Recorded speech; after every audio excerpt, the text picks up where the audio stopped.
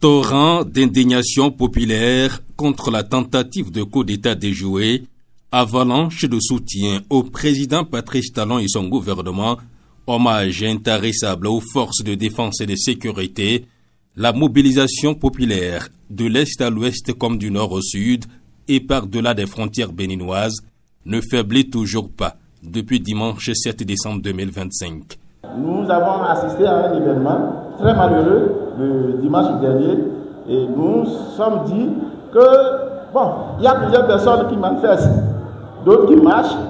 Nous, on a choisi de demander au Tout-Puissant, Allah, n'est-ce pas, de nous épargner des difficultés qui ont failli, n'est-ce pas, tomber sur cette nation. Bon, on remercie déjà Dieu, on remercie nos forces armées, n'est-ce pas? Et on remercie surtout le chef de l'État qui était sur le champ de bataille. Non à la violence, non à l'instabilité, non au retour en arrière.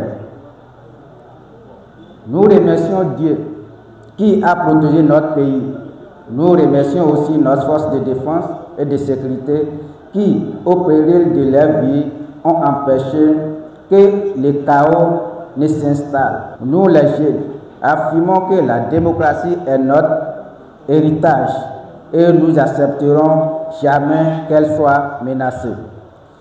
Nous pouvons avoir des opinions différentes, voter que pour des leaders différents, mais quand il s'agit de défendre le Bénin, nous sommes unis.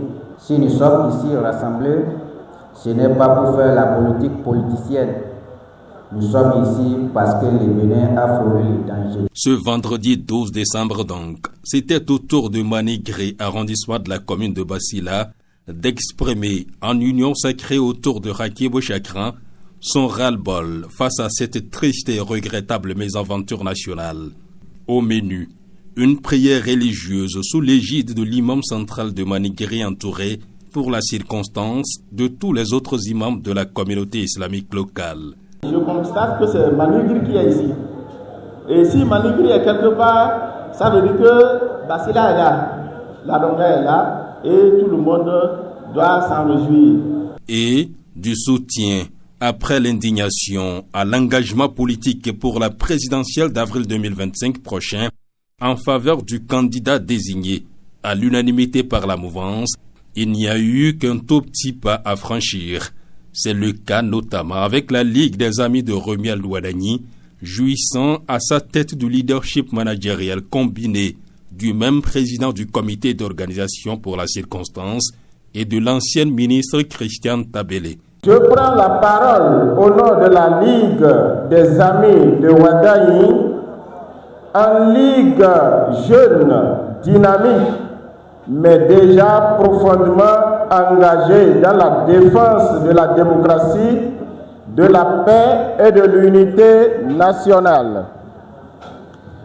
Ce qui s'est passé dans notre pays ces derniers jours est grave.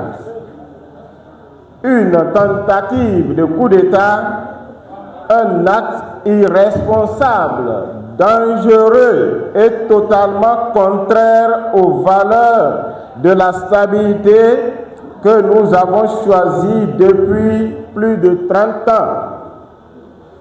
En face de cela, nous n'avons qu'une seule position.